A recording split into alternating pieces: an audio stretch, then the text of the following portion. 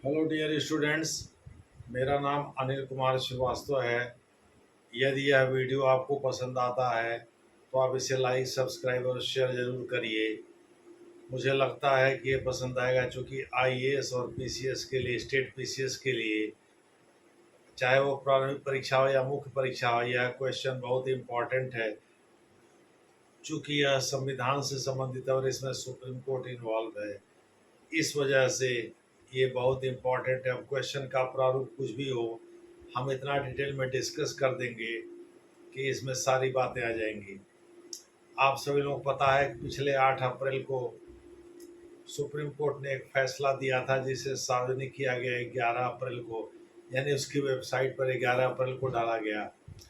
वह यह था कि राष्ट्रपति को जब भी राज्य का कोई राज्यपाल किसी विधेयक को भेजता है और अगर राष्ट्रपति को लगता है कि उसमें कोई परसिव्ड अनकॉन्स्टिट्यूशनलिटी है जिसके नाम पर राज्यपाल ने इस विधेयक को राष्ट्रपति को भेजा है, तो राष्ट्रपति को इस मामले को सुप्रीम कोर्ट को रेफर करना चाहिए और उससे परामर्श लेना चाहिए।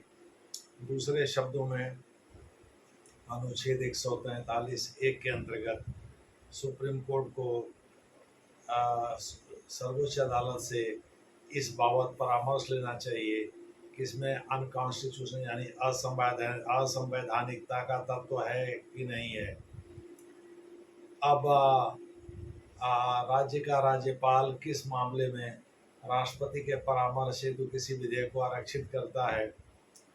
कमला बेनीवाल जब गुजरात की गवर्नर थी, तो नरेंद्र मोदी सरकार विधानसभा में जो भी विधेयक पारित कराते थे, उसमें वहाँ के चीफ मिनिस्टर थे गुजरात के, तो कमला बेनीवाल उसे राष्ट्रपति की सहमति के लिए आरक्षित कर देती थी।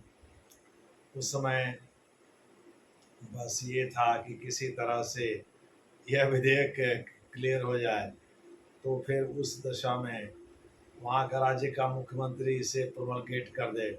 लेकिन ये विधेयक स्पष्ट होता ही नहीं था, क्लियर होता ही नहीं था। इस संबंध में जो सुप्रीम कोर्ट है उसने पहले केरल का हवाला दिया, फिर तेलंगाना का, फिर पंजाब का। दूसरे शब्दों में जो फैसला है वो तो तमिलनाडु के गवर्नर के विरुद्ध आया है। State of Tamil Nadu versus governor के मुद्दे पर आया है। लेकिन इसके पहले इसी तरह के मामले केरल के मामले में, तेलंगाना के मामले में और पंजाब के मामले में सुप्रीम कोर्ट रेड लाइन खींच चुका है। दूसरे शब्दों में सुप्रीम कोर्ट ये बात क्लियर कर चुका है कि यह जो गवर्नर हैं राज्य के, ये राजनीतिक रूप से अपॉइंटेड भले ही होते हैं, भले कॉन्स्टिट्यूशन को स्टोर करते हैं, लेकिन ये राजनीतिक फैसले नहीं ले सकते। इस मामले में इनको कॉन्स्टिट्यूशन के हिसाब से ही काम करना होगा। और अगर उनको लगता है कि इस विधेयक में, राज्य विधानसभा या विधानमंडल के द्वारा पारित विधेयक में यदि कोई असंवैधानिकता का तत्व है, तो उसे राष्ट्रपति को भेजते समय उनको इस बात का उल्लेख करना चाहिए। और राष्ट्रपति को भी अगर वो विधेयक वापस करती हैं राज्य विधानसभा या राज्य विधानमंडल के पुनर्विचार के लिए, तो ऐसी दशा में राष्ट्रपति को भी इसको इंगित करना पड़ेगा। इस मामले में उनको सुप्रीम कोर्ट से परामर्श भी लेना पड़ेगा कि वास्तव में इस विधेयक में कोई असंवैधानिकता वाली बात है कि नहीं है। दूसरे शब्दों में परसिव्ड अनकॉन्स्टिट्यूशनलिटी का प्रयोग किया है सुप्रीम कोर्ट ने, यानी कहीं इसमें असंवैधानिकता का तत्व तो अंतर्निहित नहीं है। अगर है तो इस मामले में सुप्रीम कोर्ट से परामर्श करें, फिर अपना डिसीजन दें।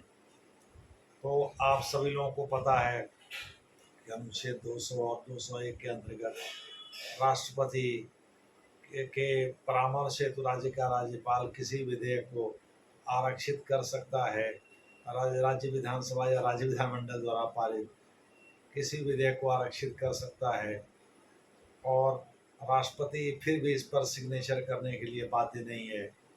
दूसरे शब्दों में, यदि उसने राज्य विधानमंडल के पुनर्विचार हेतु इसे वापस कर भी दिया, राज्य विधानसभा या राज्य विधानमंडल के पुनर्विचार हेतु इसे वापस कर भी दिया है, तो भी वह इस पर दोबारा सिग्नेचर करने के लिए बाध्य नहीं है। यानी ये 74(1) का फार्मूला नहीं जो केंद्र सरकार के मामले में लागू होता है, या 75(1), 75(2), 75(3) का फार्मूला नहीं है जो लागू होता है।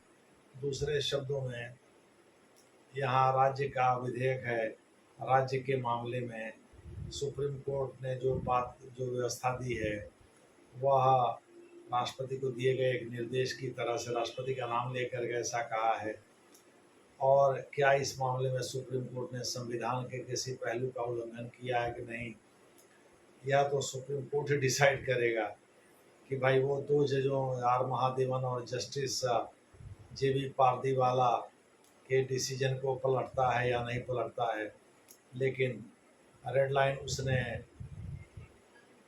केरल, तेलंगाना और पंजाब में ऑलरेडी खींच दिया था, जिसके बाद उसने तमिलनाडु के मामले में यह फैसला दिया। यह भी एक अजीबोगरीब बात है कि बिना गवर्नर के सिग्नेचर किए हुए तमिलनाडु की सरकार ने 10 विधेयकों को कानून मान लिया है और उन्हें राज्य के साधारण राजपत्र में प्रकाशित भी करा दिया है, यानी उन्हें लागू भी कर दिया है। दूसरे शब्दों में राज्य सरकार ने जिन विधेयकों को प्रोमलगेट किया है या कानून मान करके लागू किया है राज्य के एक्स्ट्राऑर्डिनरी गजट में, उसमें उस गवर्नर का वहाँ सिग्नेचर नहीं है, राष्ट्रपति का भी सिग्नेचर नहीं है। सुप्रीम कोर्ट के एक फैसले के बाद क्या ये कॉन्स्टिट्यूशनल है? सुप्रीम कोर्ट के एक फैसले के बाद ये मसला खड़ा हो गया है। हालांकि संविधान में अनुच्छेद 143 एक हो या अनुच्छेद 254 हो या अनुच्छेद 200 या 201 हो, कहीं भी यह नहीं कहा गया है कि राष्ट्रपति को इतने समय के भीतर ही इस पर अपनी सहमति दे देना चाहिए, अपना कोई डिसीजन दे देना चाहिए। दूसरे शब्दों में जिस प्रकार से सुप्रीम कोर्ट में पेंडेंसी है केसेस की, और सुप्रीम कोर्ट ये बात कहता है भाई हमारे जज बहुत व्यस्त हैं, इस वजह से सारे मामले फाइनल नहीं हो पाते हैं, डिस्पोज नहीं हो पाते हैं, इसी प्रकार राष्ट्रपति भी व्यस्त रह सकता है। और केंद्र सरकार इसे कब चुनौती देती है सुप्रीम कोर्ट के सामने, कब नहीं, ये तो आने वाले समय में पता चलेगा। हो सकता है 16 अप्रैल को जब वक्फ बोर्ड बिल, वक्फ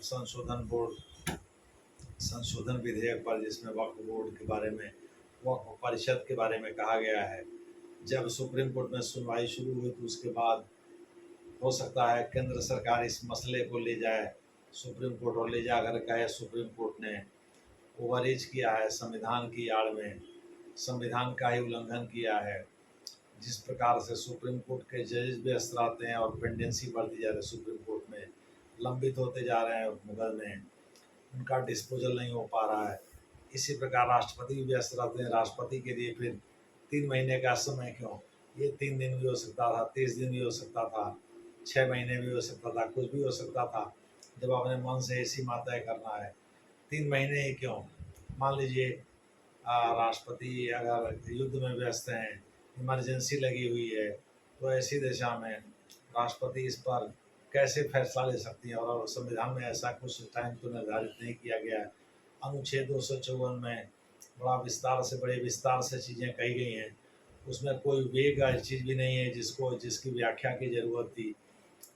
तो सुप्रीम कोर्ट इस मामले में क्या सोचता है, अब सुप्रीम कोर्ट देखते हैं क्या सोचता है। लेकिन ये जरूर है कि एज सुन एज पॉसिबल का प्रयोग किया गया है, यानी राष्ट्रपति को जितनी जल्दी हो इस पर अपने विचार व्यक्त कर देने चाहिए। ये नहीं कहा है कि भाई सहमत ही दे दें, असहमत भी प्रकट करें, रिजेक्ट भी करें अगर विधेयक हो। तो ऐसी दिशा में वो जल्दीबाजी में कि मैंने जितनी जल्दी हो सके उतनी जल्दी करें। अब एज सुन एज पॉसिबल थोड़ा सा वेग फ्रेज है, दूसरे शब्दों में इसकी व्याख्या की जा सकती है, इसका मतलब 3 महीने, 3 दिन या 6 महीने या 1 साल या 1 महीने, 2 महीने, जो भी सुप्रीम कोर्ट अपने विवेक से निर्धारित कर दे। लेकिन राष्ट्रपति को वह निर्देश नहीं दे सकता, चाहे अनुच्छेद 200, 201 के अंतर्गत हो, चाहे अनुच्छेद 143 1 के अंतर्गत हो, चाहे अनुच्छेद 254 के अंतर्गत हो, वह राष्ट्रपति को निर्देश नहीं दे सकता। ये बात क्लियर है। तो देखते हैं केंद्र सरकार सुप्रीम कोर्ट कब जाती है और सुप्रीम कोर्ट में क्या तर्क प्रस्तुत करती है। उसके पास attorney general, solicitor general, additional solicitor general की लंबी चौड़ी फौज है। देखना है सरकार क्या करती है। और आर रमणी जो कि अटॉर्नी जनरल हैं और तुषार मेहता जो कि सॉलिसिटर जनरल हैं, वो कैसे चीज़ों को सुप्रीम कोर्ट के सामने प्रेजेंट करते हैं, कैसे रखते हैं, ये देखना दिलचस्प होगा। जैसा होगा वैसा आपसे आपको फिर से इस बाबत अवगत कराया जाएगा। धन्यवाद।